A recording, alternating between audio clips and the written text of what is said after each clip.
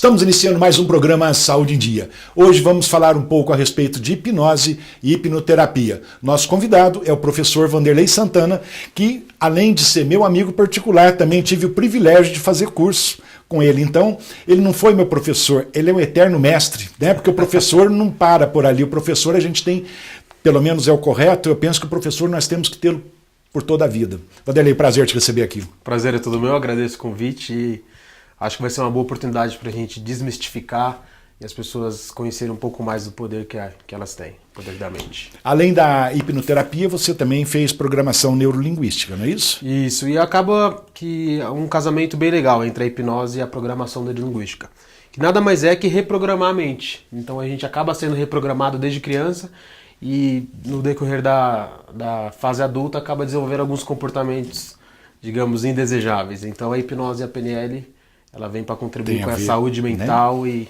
tudo Inclusive, mais. Nós vamos abordar, né, mais para frente, no decorrer do programa, as aplicações da hipnose na área da saúde, várias doenças, né, que podem ser tratadas com a hipnose. Isso, com certeza. Coisas que muitas pessoas ainda não conhecem, mas hoje vai ser uma oportunidade exatamente. De conhecer. Os mitos, né? Isso. Professor, então falando em hipnose, vamos explicar para os nossos telespectadores o que vem a ser a hipnose. Vamos lá. Muita gente acha que a hipnose tem a ver com religião, um misticismo, e não tem nada disso. É pura ciência. A hipnose nada mais é que um estado de foco e concentração. E nesse estado a gente está aberto a sugestões externas. A gente vai ter acesso ao que a gente chama de subconsciente. A hipnose acontece quando o sujeito, a pessoa que está sendo hipnotizada, aceita uma sugestão externa que vem do hipnotista ou do hipnoterapeuta. Nesse momento, quando essa sugestão é aceita pelo subconsciente e vira verdade, a gente tem uma alteração da percepção da realidade. Isso é o que a gente chama de hipnose, quando essa sugestão ela ultrapassa a mente consciente, aquele fator crítico que fala que isso é possível, que isso não é possível. Quando a gente consegue colocar essa sugestão lá e a gente consegue fazer uma reprogramação mental, a gente chama esse processo de hipnose. E trabalhar com a mente é muito legal, né? Muito bonito, né, Vanderlei? Sim, é uma coisa bem, bem poderosa e as pessoas, a grande maioria delas, não conhecem o poder que tem e acham que a solução vai vir de uma terceira pessoa, quando na verdade todos os recursos necessários para mudança elas já têm e a hipnose apenas ajuda a acessar esse potencial pessoa, interno. né? É a própria pessoa que vai achar a solução para os problemas. Professor, acredito que muitas pessoas, né, nem todo mundo tem a obrigação de saber tudo. Então a hipnose, muitos perguntam, questionam, a hipnose, a pessoa dorme e tem perigo de não acordar mais? Ou, por exemplo, a gente sempre ouve também, fez uma regressão para tirar algum trauma do passado, e a pessoa, será que volta? A pessoa pergunta, né? Será que eu vou voltar dessa regressão? Estou intraútero, será que eu vou sair disso? Então é uma pergunta muito comum. É uma pergunta muito comum. E o primeiro conceito que a gente tem que entender é que a pessoa não dorme. Em nenhum momento ela vai ficar inconsciente. Esse mito ele vem justamente da palavra hipnose, do Deus do sono, hipnos, que significa sono. E tem essa relação porque a pessoa geralmente fica com os olhos fechados e num estado grande de relaxamento. Mas a pessoa em nenhum momento fica inconsciente. Então ela vai ouvir o tempo todo o que está acontecendo, ela sabe que ela está sendo hipnotizada. E quando a gente faz a regressão, que nada mais é que voltar para um momento anterior para achar a causa do problema, onde o problema se iniciou, a pessoa não foi para lugar nenhum. Então não tem como ela não voltar se ela não foi para lugar nenhum. Ela simplesmente está acessando uma memória do passado, mas ela sabe, ela vai lembrar de tudo o que aconteceu e não existe nenhum perigo em relação a isso. Isso é um dos mitos mais comuns que existem. A primeira pergunta, doutor, mas eu vou acordar, eu não vou ficar dormindo, não né? dormir, Vou voltar da regressão. Inclusive você precisa ter a comunicação, hipnose é comunicação. Inclusive a pessoa está acordada e conversando com quem está hipnotizando. Exatamente. Se em algum momento ela entrar no sono fisiológico, o máximo que vai acontecer, eu vou lá e acordo ela pra gente continuar. Porque o relaxamento é muito bom, né? Dá uma relaxada boa e acaba dando sono mesmo. Não vai dormir, não.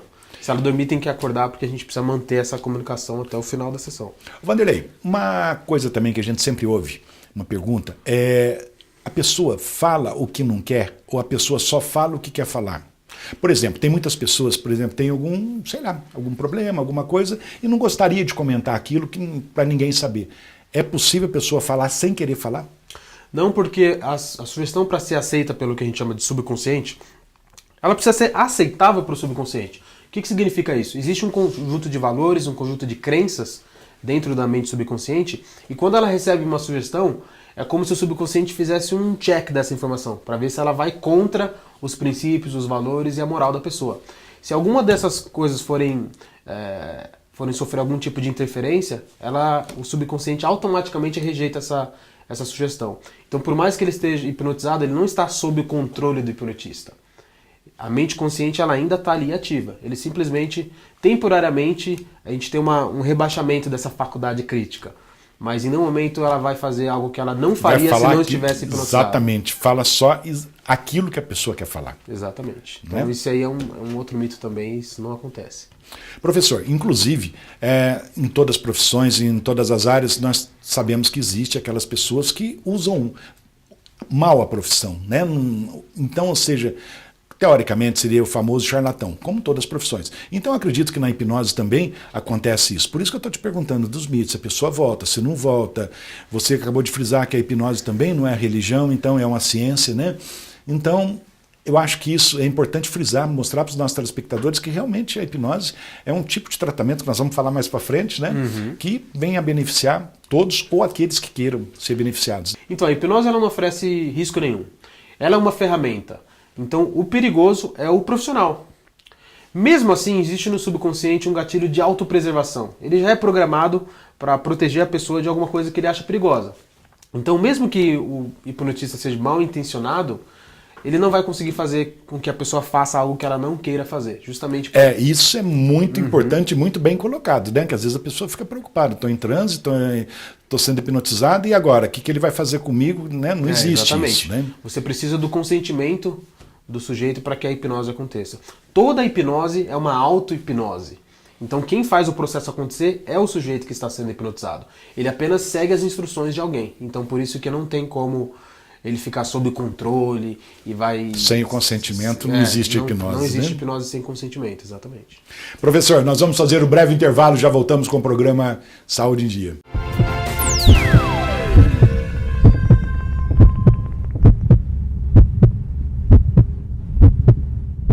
Voltamos com o programa Saúde em Dia e hoje falando um pouco a respeito de hipnose. Professor, a hipnose tem alguma contraindicação ou todas as pessoas podem ser hipnotizadas desde que queiram? Exatamente. Não tem nenhuma contraindicação a princípio, pois é um estado natural da mente. Acontece com todas as pessoas todos os dias. É como quando você está dirigindo seu carro, indo para casa, focado em chegar em casa, e você chega lá e nem percebe o tempo que passou, parece que você simplesmente apareceu lá. Você não lembra se passou no radar ou se alguma coisa aconteceu. Você estava tão focado que você não viu o tempo passar. Esse estado de alta concentração é o estado hipnótico, então já é um estado natural da mente, não tem contraindicação. Em alguns casos, por exemplo, se a pessoa tem algum tipo de patologia que impede a comunicação, não é que é uma contraindicação, mas você não vai conseguir fazer o processo. Torna-se difícil, né? Torna-se difícil porque você precisa da comunicação. Então, se ela tiver algum problema de saúde que impede ela de se comunicar com o hipnotista, com o hipnoterapeuta, a gente não vai conseguir fazer o processo. Um outro caso também é quando a pessoa tem algum tipo de problema cardíaco, porque muitas vezes você tem uma emoção muito forte durante a sessão, então isso pode ser poderia ser tem que tomar um cuidado, né? Para conduzir. Para conduzir.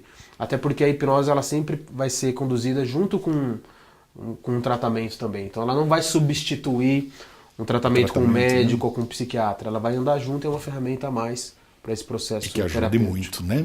Depois eu vou pedir para você, se for possível, né, comentar alguns casos, lógico, sem faltar com a ética, mas alguns casos assim de hipnose que marcaram, né, que chamaram assim a atenção, que eu sei que você tem bastante, né? Tem vários. Tem bastante. As aplicações, elas são diversas. Mas a gente pode falar que qualquer transtorno de origem emocional, então essas doenças psicossomáticas, a hipnoterapia vai ter um papel importante. Por exemplo, depressão, síndrome do pânico, toque, alguns casos de ansiedade. Então, por exemplo, eu tive uma cliente uma vez, não vou falar o nome, claro, mas ela tinha um quadro de depressão e uma ferramenta que a gente pode usar é a regressão, que a gente fala com um pouquinho mais de detalhes no último bloco, mas a gente acha a origem do problema. Então o foco da hipnoterapia não está no sintoma presente, tá? Na origem dele. Porque a pessoa não nasceu com depressão. ela adquiriu esse comportamento. Aconteceu durante a vida. Aconteceu durante a vida. Então, através da regressão com esse cliente, por exemplo, a gente achou o que a gente chama de evento sensibilizador inicial. É o que deu a origem para o problema. E nesse caso, a mãe dela tinha esquecido de buscar ela na escola. Ela tinha 4 ou 5 anos de idade. Então, o subconsciente registrou aquela emoção de abandono, de minha mãe não gosta de mim, alguma coisa do tipo. E a gente vai rastreando os eventos através dessa emoção inicial para ver e fazer a ressignificação, fazer com que o sujeito interprete o evento de uma maneira diferente. Porque o evento nada mais é do que uma coisa que acontece. A partir da interpretação passa a ter uma emoção negativa ali. Pode ser mal interpretado ou não. Né? Então ela foi lá, a mãe esqueceu na escola, com 8, 9 anos, ela tá brigando com o irmão, eles se machucam, a mãe pega só o irmão no colo, não pega ela, e ela já, minha mãe prefere e meu olha irmão só do que como eu. isso interfere, né, na vida da pessoa. Exatamente. Né? Então a hipnoterapia a gente vai em cada um desses eventos e faz esse processo de dessensibilização, de tirar aquela carga emocional aquele negativa. Trauma, né, que a pessoa e aí teve. o sintoma não tem motivo para existir, porque a origem emocional não existe mais. Então não é que você apaga a memória e nada disso. A pessoa continua sabendo que aquilo aconteceu, mas aquilo não mais incomoda ela como incomodava antes. E aí aquela depressão simplesmente vai embora. Às vezes parece até... É um processo muito rápido, então às vezes a pessoa fica até... Nossa, mas como pode? Você faz... Tô bem, né? Cadê? E aí você até pede para a pessoa, cadê aquela tristeza, aquela depressão? Tenta sentir isso agora e a pessoa simplesmente... Não tem. Ela desaparece, então é bem interessante. Casos de gagueira, por exemplo... Eu sei que você teve um caso de gagueira, né? Então esse cliente ele gaguejava há mais de 50 anos. E ele lá com 3 anos de idade, ele acidentalmente matou um filhotinho de cachorro. Eu lembro que eu contei pra você essa história, né? No curso, né? Durante o e curso. a hora que ele vai chorar, o pai dele faz ele engolir o choro. Se você chorar, eu vou te bater mais. Nessa hora de engolir o choro, o subconsciente entendeu que ele não podia se expressar. Não podia falar mais. Não podia falar mais. A hora que a gente faz a ressignificação e faz o cliente chorar tudo que ele tinha para chorar, simplesmente ele voltou a falar normalmente. Isso em apenas uma sessão. Então, a gente vai trabalhar muito nesses casos que não tem origem E lembrando fisiológica. que a sessão também dura, pelo menos a inicial, né? A primeira sessão, então de 4 horas mais ou menos. Se você fizer o que a gente chama de esse atendimento inicial, anamnese, a gente faz toda a explicação do que é hipnose, então o cliente tira todas as dúvidas. Muitas vezes a gente já inicia o tratamento no mesmo dia, se o cliente quiser ele tiver com uma certa urgência. Resolvendo, né? Então você vai, não dá muito para saber o tempo mínimo, então não é como o psicólogo que você vai toda semana 50 minutos. Então ele vai sentar lá na cadeira e vai ficar até acabar, porque a gente não sabe quantos eventos a gente vai trabalhar. Então pode colocar de 3 a 4 horas aí tranquilamente. Wanderlei, uma coisa também que a pessoa às vezes pergunta, né, nos questiona, a gente pode mudar, quem está hipnotizando, o hipnotizador, ele pode mudar, apagar da consciência da pessoa certo fato ou não? Não. Você não consegue apagar nenhuma memória. O que você consegue fazer, e você deve fazer isso como hipnotista, como hipnoterapeuta, é fazer uma ressignificação. A gente vai dar um novo significado para o que aconteceu. E não apagar a memória. Então a pessoa continua sabendo que aquilo aconteceu do jeito que aconteceu. Mas a emoção negativa conectada ao evento não existe mais. E é o que faz com que o sintoma não tenha motivo para existir. Então isso é um outro mito. Você não vai apagar a memória nem nada disso. Vai continuar com a mesma memória. Ela sabe o jeito que aconteceu. Mas em harmonia. Em harmonia, exatamente. Então aquela memória não mais incomoda. Não mais causa o sintoma atual.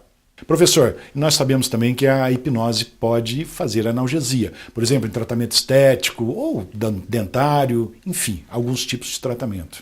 Exatamente. É um uso bem comum da hipnose, porque ela consegue fazer com que o cérebro não interprete a dor. A gente sabe que a dor é uma interpretação do cérebro, né? A pessoa fala que está com dor na mão, mas a dor não está na mão.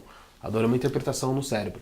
Então, todas essas profissões que trabalham com algum procedimento que envolva dor, então dentistas, o pessoal de estética, até mesmo tatuadores, micropigmentadores, qualquer profissão que envolva dor, você consegue usar essa técnica de hipnose para inibir a dor. Inibir a dor, Na verdade, o cérebro ele reproduz essa sensação de analgesia. Então, o primeiro ponto é que o cliente ele deve conhecer a sensação de estar anestesiado. Porque não é que você cria um fenômeno do nada. O cérebro reproduz alguma coisa que ele já conhece antes. Então, o hipnotista vai usar essa memória da analgesia para fazer a aplicação ali no procedimento. E sem o risco de estar injetando anestésico, qualquer tipo de Às vezes medicamento. a pessoa tem algum tipo de alergia, então é uma aplicação fantástica e você consegue dar uma qualidade muito maior no atendimento. E quem que não quer ficar Tá sem bem, sentir sem dor, dor, né? né? Então todos esses procedimentos você consegue usar sem a hipnose. Professor, no próximo bloco eu gostaria que, se possível, você comentasse com os nossos telespectadores, que eu sei que tem também uma das indicações da hipnose, seria emagrecimento, parar de fumar. E falando na parte de emagrecimento, eu sei que existe, né, o balão hipnótico, né, o Sim. balão gástrico. E também gostaria que, se possível, comentasse também, falasse um pouco da regressão. Pode deixar. Nós vamos fazer um breve intervalo, já voltamos com o programa Saúde em Dia.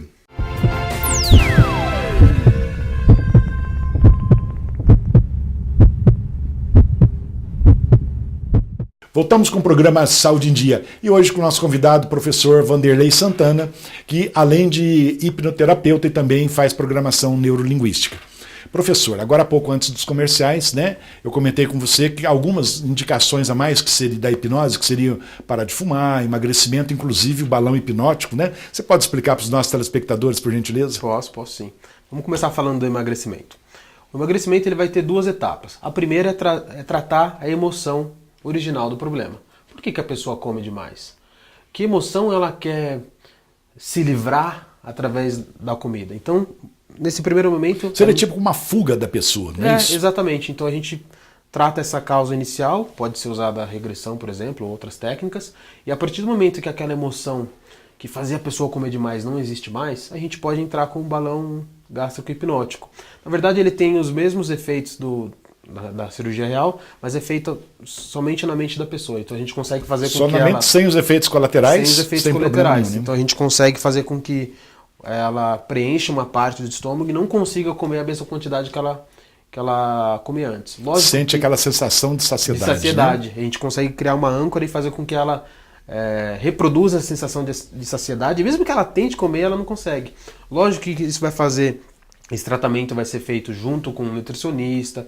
Lembrando que a hipnose ela é uma ferramenta que vai potencializar o processo. Então ela não vai excluir o trabalho de um outro profissional. Ela vai trabalhar em conjunto. Em conjunto, só Exatamente. Vem a somar, né? Exatamente. Então esse é uma primeira aplicação muito comum para o emagrecimento. Porque às vezes a pessoa ela trata o corpo, mas não trata a mente. Então é comum a pessoa fazer, por exemplo, essas cirurgias e engordar tudo Exatamente. Novamente. Porque ela não está trabalhou na mente. Psicologicamente para isso. Exatamente. Ela né? está trabalhando só a força de vontade, que não adianta muita coisa nesses casos.